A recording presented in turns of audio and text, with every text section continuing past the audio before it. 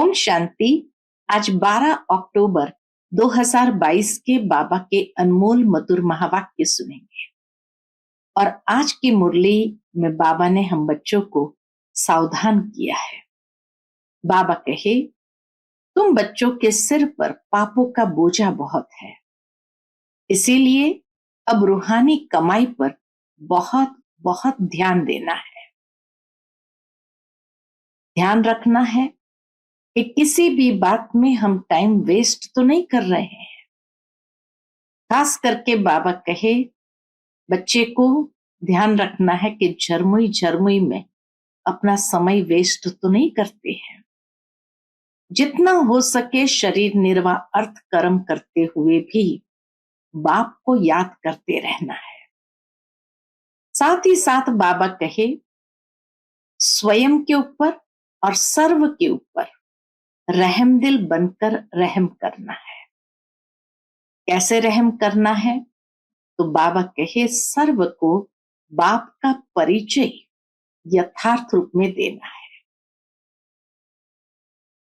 विधि भी बाबा ने बताई। बच्चे प्रोजेक्टर शो करो, प्रदर्शनी आदि लगाओ और उसमें एंट्री पास जरूर हो, ताकि सभी को बाप का परिचय बहुत अच्छे से प्राप्त हो। तो सेवा और स्व पुरुषार्थ के ऊपर बाबा ने आज विशेष अटेंशन खिंचवाया है।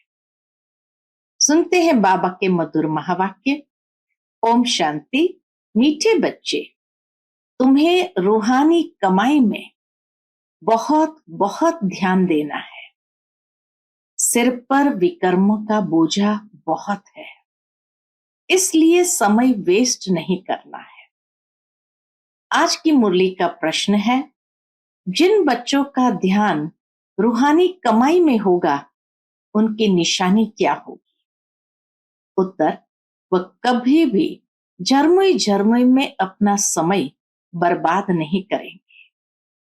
शरीर निर्वाह अर्थ करते हुए भी रूहानी कमाई में समय लगाएंगे।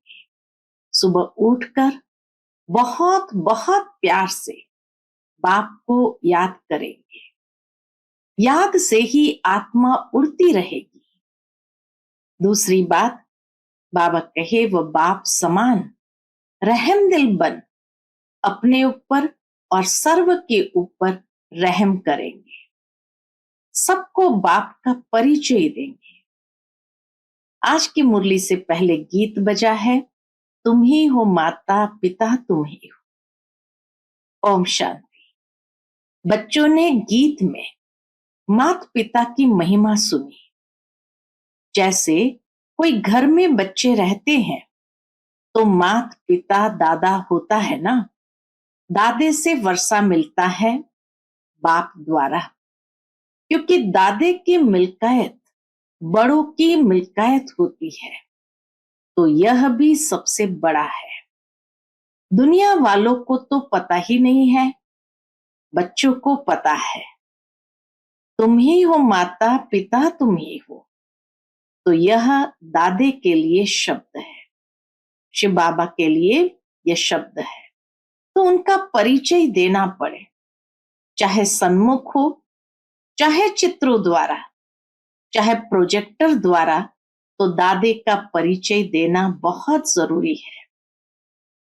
जिस्मानी दादा साकार होता है। अब तुम्हारी बुद्धि में पहले कौन आया? दादा। बल प्रोजेक्टर द्वारा समझाओ, वह भी नंबरवार चित्र दिखाना है। पहले पहले परम पिता परमात्मा की समझानी देनी है। तो परम पिता परमात्मा से तुम्हारा क्या संबंध है? परमात्मा का चित्र दिखाकर पूछो, परम पिता परमात्मा से तुम्हारा क्या संबंध है? और फिर प्रजापिता ब्रह्मा से क्या संबंध है? तो पहले पहले शिव का चित्र दिखाना चाहिए, फिर है लिखत। बाबा कहे, फिर लिखवाओ। जो प्रदर्शनी पर समझाते हैं वह मैगजीन भी बनाते हैं, तो पहले पहले परिचय देना है। गीता में लिखा हुआ है, भगवान वाच, तो पहले भगवान का परिचय देना चाहिए। तुम सबकी बुद्धि चली गई है ऊपर, सबसे ऊंचा है परम पिता परमात्मा निराकार शिव बाबा, फिर ब्रह्मा विष्णु शंकर, फिर यहाँ आओ तो जैसे घर में माता पिता और दादा बैठे होते हैं। वह है हद का, यह है बेहद का। चित्र सहित सारी लिखतें होनी चाहिए। फर्क भी बताना चाहिए कि अनेक मनुष्य हठयोग सिखाते आए हैं और एक परमात्मा राजयोग सिखाते हैं, जिससे मुक्ति जीवन मुक्ति मिल रही है। यहाँ है ही एक निराकार परमपिता परमात्मा शिव भगवान वाच की बात। जैसे लौकिक माँ बाप दादा बच्चों की बुद्धि में याद पड़ते हैं, हमेशा बच्चों की बुद्धि में माता पिता या दादा की याद होती है। वो बहू तुम्हारी बुद्धि में भी ऐसे है। यह सिर्फ पारलौकिक है, वह है लौकिक। तुमको निश्चय है कि यह है शिव बाबा हमारा बाप है, तो उनको याद करना चाहिए, परंतु बहुत बच्चे भूल जाते हैं। बाबा कहे परंतु बच्चे भूल जाते हैं।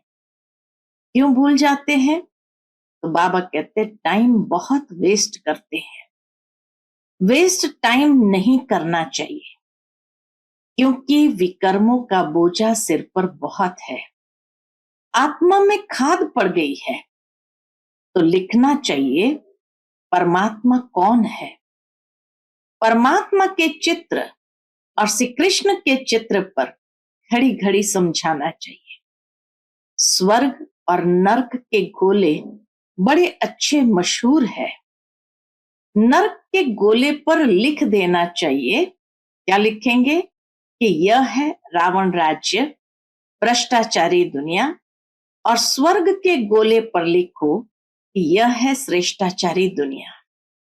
तो टाइम लिखना चाहिए, स्वर्ग इतना समय, नर्क इतना समय। देखो चढ़ती कला उतरती कला का भी चित्र है, क्योंकि उतरती कला में 5000 वर्ष और चढ़ती कला 1 सेकंड में, तो यह जंप हो गया। यह मुख्य बात समझाने की है। फिर है विराट रूप, जिसमें ब्राह्मण चोटी ईश्वरीय संप्रदाय है। ब्रह्मा मुख द्वारा रचा हुआ तुम्हारा ब्राह्मण कुल मशहूर है, सर्वोत्तम है।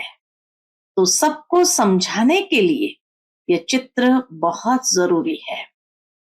वैरायटी धर्मों का झाड़ है, वह भी अच्छा है। बच्चों को स्वदर्शन चक्रधारी बनना है, तो चक्र का भी ज्ञान देना है कि चक्र कैसे फिरता है। बाबा कहे परमात्मा का ज्ञान दो, ब्रह्मा का भी ज्ञान दो, फिर चक्र का भी ज्ञान दो। चढ़ती कला उतरती कला कैसे होती है, यह भी समझाना है। ब्रह्मा सरस्वती का हीरो हीरोइन का पार्ट कैसे है, तो गोले का भी चित्र बड़ा होना चाहिए। बहुत में बहुत 1-1.5 घंटा प्रोजेक्टर दिखाना चाहिए, क्योंकि मनुष्य इन बातों में थक जाते हैं। स्टोरी तो कोई नहीं, यह तो ज्ञान की बात है। पहले जब लिखे तब अंदर में आ सके, तो दिखाने के लिए टिकट रखना चाहिए। पैसे वाली टिकट नहीं, परंतु एंट्री पास हो। बड़े बड़े आदमियों को तो निमंत्रण दे बुलाना चाहिए, क्योंकि बड़ों बड़ों से ओपिनियन लिखवाना है। झुंड के झुंड में कैसे लिखवाएंगे और कैसे दिखाएंगे, क्योंकि समझाना भी है। इसलिए पहले पहले बड़े आदमियों को बुलाकर लिखाना है, फिर जनरल कर देना चाहिए। प्रदर्शनी में भी ऐसे, तो प्रोजेक्टर में भी ऐसे। प्रदर्शनी में भी ऐसे ही करो, बाबा कहे प्रोजेक्टर में भी ऐसे। मैगजीन में भी इन अच्छे अच्छे चित्र को बनाकर साथ साथ समझाने लिखो, फिर किसको प्रेजेंट दे देना चाहिए। हठयोग और राजयोग का कॉन्ट्रास्ट भी अच्छी तरह लिखना चाहिए। हठयोग भी एक प्रकार की हिंसा है। बाबा ने आज बताया हठयोग भी एक प्रकार की हिंसा है। कैसे? क्योंकि शरीर को कष्ट देते हैं, तकलीफ देते हैं। तुम्हारा यह है अहिंसक योग जो अति सहज है। चलते फिरते बाप को याद करते रहो। हिंसक और अहिंसक को भी सिद्ध करना है। कई तो शरीर की तंदुरुस्ती के लिए क्रिया करते हैं, वह कोई फिर परमात्मा से नहीं मिलते। उन क्रिया करने से फिर कोई परमात्मा से नहीं मिलते। हठयोग को भी योग कह देते हैं। योग आश्रम है ना, यह है फिर सहज राजयोग, ईश्वर का सिखाया हुआ योग। तो यह बहुत अच्छी तरह से समझाना चाहिए। बाबा कहे इस योग के विषय में बहुत अच्छी तरह समझाना चाहिए। जिनका बुद्धि योग सारा दिन झरमुई झरमुई में होगा, वो क्या समझा सकेंगे। जिनकी बुद्धि में होगा कि सर्विस करनी है, वो करेंगे। 8 घंटा धंधा किया, फिर यह कमाई करनी चाहिए। वह है जिस्मानी कमाई, यह है रूहानी कमाई। तो इस कमाई में बहुत ध्यान देना चाहिए। योग में बहुत प्रैक्टिस करनी चाहिए। सुबह उठ बाप को बड़े प्यार से याद करना चाहिए। जिनको बाप 1-2 नंबर में रखते, वह भी याद नहीं करते हैं। भाषण तो बहुत अच्छा कर लेते हैं, परंतु याद में नहीं रहते। आत्मा तो याद से ही उड़ेगी, ज्ञान से थोड़ी उड़ेगी। ध्यान में भी याद से ही जाती है। जब ट्रांस में जाते हैं तो बाबा के ध्यान में भी याद से ही जाते हैं। ज्ञान की तो इसमें कोई बात ही नहीं। ध्यान तो एक 5 पैसे की बात हो जाती है। कईयों को तो फट से कृष्ण का साक्षात्कार हो जाता है। कई बच्चियां लिखती है कि बाबा हमने आपको पहचाना है। वह ध्यान में ब्रह्मा को भी देखती है और प्रेरणा भी मिलती है। तो फिर उनको निश्चय हो जाता है। जिसने बाबा को कभी देखा भी नहीं है, वह भी लिखती है हम बाबा को बहुत याद करते हैं, हम आपसे वर्षा लेकर ही छोड़ेंगे। इतना बाबा कहे प्यार से बाबा को याद करते हैं। आप तो जानते हैं हम याद करते हैं। जब कहती है आप, तो शिव बाबा ही याद आता है। आप किसको कहा? शिव बाबा को कहा। तो बांधेली बच्चियां बहुत याद करती है, उतना सामने वाले भी याद नहीं करते। एक बात है याद की। फिर गांधी जी कहते थे कि राम राज्य हो, अभी तो रावण राज्य है, इस पर तुम समझा सकते हो। चढ़ती कला तो परमात्मा ही करा सकते हैं, बाकी तो सब 1-2 को गिराते ही रहते हैं। देवताएं भी गिरते जाते हैं। बल सुख में ही है, परंतु कला तो कम होती जाती है ना। धीरे धीरे सीढ़ी नीचे उतरते जाते हैं ना, जू की तरह गिरते जाते हैं। एकदम धीरे धीरे धीरे कला कम होती जाती है, क्योंकि ड्रामा भी जू के मिसल चलता ही रहता है। तो चढ़ती कला एक के ही द्वारा होती है। समझाने के लिए प्रोजेक्टर बहुत अच्छा है। सेंटर भी बहुत बढ़ते जाएंगे। बाबा की भविष्यवाणी उस समय कि सेंटर भी बहुत बढ़ते जाएंगे। बाबा कहते हैं कि हर एक भाषा में स्लाइड्स बनाते जाओ, परंतु काम करने वाला ऐसा कोई है नहीं। बाबा युक्ति तो बता देते हैं, परंतु काम करने वाला चाहिए। तो सर्विस बहुत बढ़ सकती है। बच्चों को अपने भाई बहनों पर बहुत रहम करना चाहिए। सेवा के लिए तो जरूर बाबा कहे रहमदिल बनना चाहिए। बाबा रहमदिल है ना। मेरा आना भी भारत में ही होता है और जगह आना मेरा नहीं होता। शिव जयंती भी भारत में मनाई जाती है, परंतु जानते नहीं है। समझो क्राइस्ट की जयंती मनाते हैं तो उनके कर्तव्य को जानते हैं, परंतु शिव का कर्तव्य नहीं जानते। वही पतित पावन है। भारत बड़े ते बड़ा तीर्थ है। गीता में श्री कृष्ण का नाम डालने से इतने बड़े तीर्थ भारत की महिमा गुम हो गई है।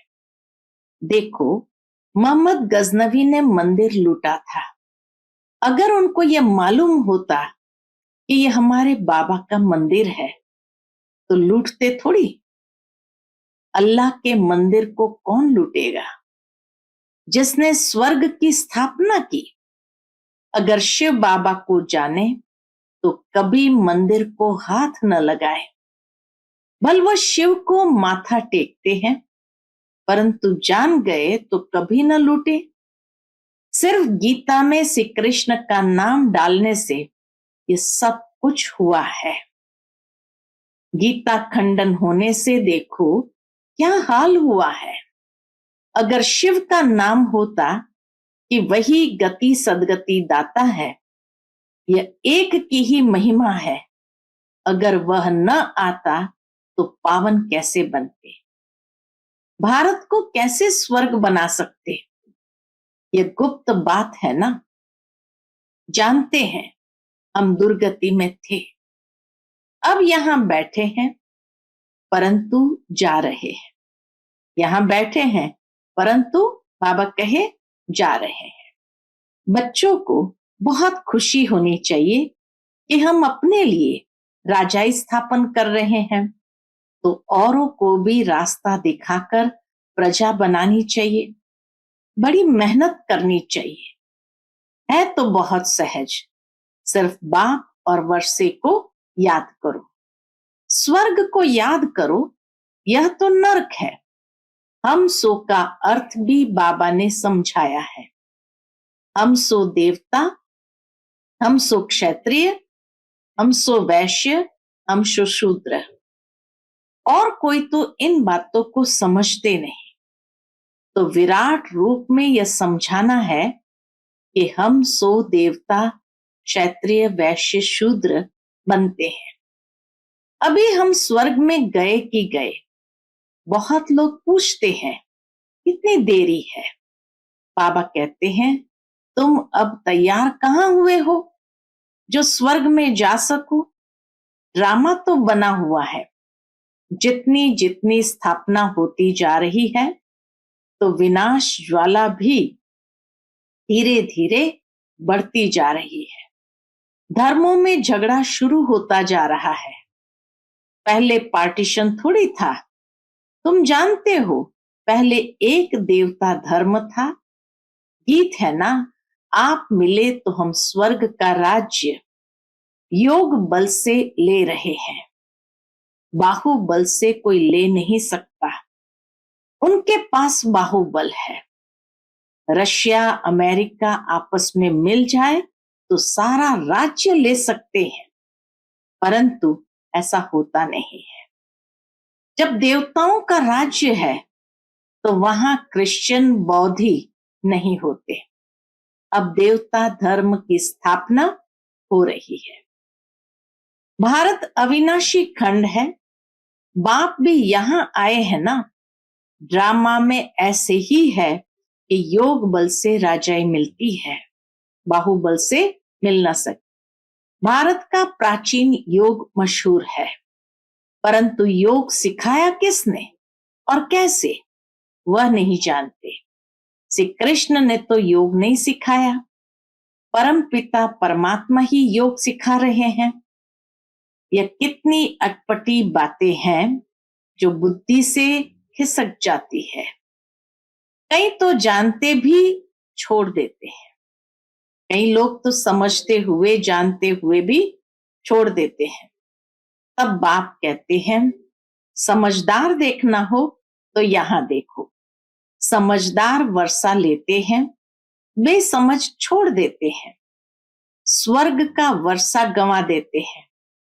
महान मूर्ख, महान सुजान देखना हो तो यहां देखो। स्वर्ग में वह भी जाएंगे, परंतु प्रजा में जाएंगे। जिन्होंने छोड़ दिया वो जाएंगे, परंतु प्रजा में जाएंगे। तुम जानते हो सूर्यवंशी चंद्रवंशी प्रजा कैसे बनती है। बाप की गोद यहां मिलती है। मूल वतन में गोद का हिसाब नहीं है। बच्चा जब पैदा होता है तो गुरु की गोद में देते हैं। समझते हैं गुरु की गोद में नहीं गया तो दुर्गति को पाएगा। छोटे बच्चे को भी गुरु करा देते हैं। गुरु बिगर गति नहीं, ये गुरुओं ने समझाया है। ये बाबा कहे गुरुओं ने ऐसा समझाया है। पता नहीं कब शरीर छूट जाए, वहां तो जन्म ले फिर गुरु के पास जाते हैं। यहां तीनों कंबाइन है, बाप, टीचर और सतगुरु, तो तीनों कंबाइन है। यह कोई शास्त्रों में लिखा नहीं है कि वही बाप, टीचर, गुरु की गोद है। बाप ने पूछा, शिव बाबा को बाप है? कहते हाँ है। अच्छा, शिव बाबा को टीचर है, गुरु है? नहीं, कहा नहीं, सिर्फ माँ बाप मिलते हैं। ये गुह्य हिसाब है। जब शिव बाबा को बच्चा बना देते तो उनको माँ बाप मिलते हैं। तो बाबा कहे ये गुह्य हिसाब है। बाप बच्चों पर, बच्चे बाप पर बलिहार जाते हैं। लौकिक में बच्चे बाप पर बलिहार नहीं जाते, बाप जाते हैं। तो यह समझने की बात है कि बरोबर परमात्मा बाप, टीचर, सतगुरु है। उनसे ही वर्षा मिलता है। अच्छा, मीठे मीठे सिकिलदे बच्चों प्रति माता पिता बाप दादा का याद प्यार और गुड मॉर्निंग। रूहानी बाप की रूहानी बच्चों को नमस्ते। हम सब रूहानी बच्चों की रूहानी माता पिता बाप दादा को याद प्यार, गुड मॉर्निंग और नमस्ते। नमस्ते, शुक्रिया बाबा, शुक्रिया। आज की मुरली से धारणा के लिए मुख्य सार है। पहली पॉइंट, स्वदर्शन चक्रधारी बनना है। हम ब्राह्मण चोटी है, ईश्वरीय संप्रदाय के हैं, इस नशे में रहना है।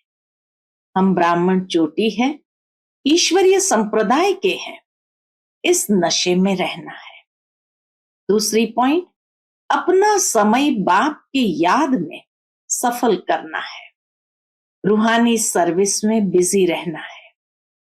बाप पर पूरा पूरा बलिहार जाना है। आज का बाप दादा का मधुर वरदान हम बच्चों के प्रति है। एक रस स्थिति के आसन पर मन बुद्धि को बिठाने वाले सच्चे तपस्वी भव। एक रस स्थिति के आसन पर मन बुद्धि को बिठाने वाले सच्चे तपस्वी भव। तपस्वी सदा आसनधारी होते हैं। वे कोई न कोई आसन पर बैठकर तपस्या करते हैं।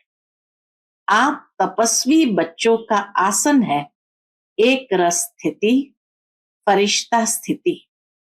इन्हीं श्रेष्ठ स्थितियों के आसन पर स्थित होकर तपस्या करो। जैसे स्थूल आसन पर शरीर बैठता है, ऐसे श्रेष्ठ स्थिति के आसन पर मन बुद्धि को बिठा दो और जितना समय चाहो, जब चाहो, आसन पर बैठ जाओ।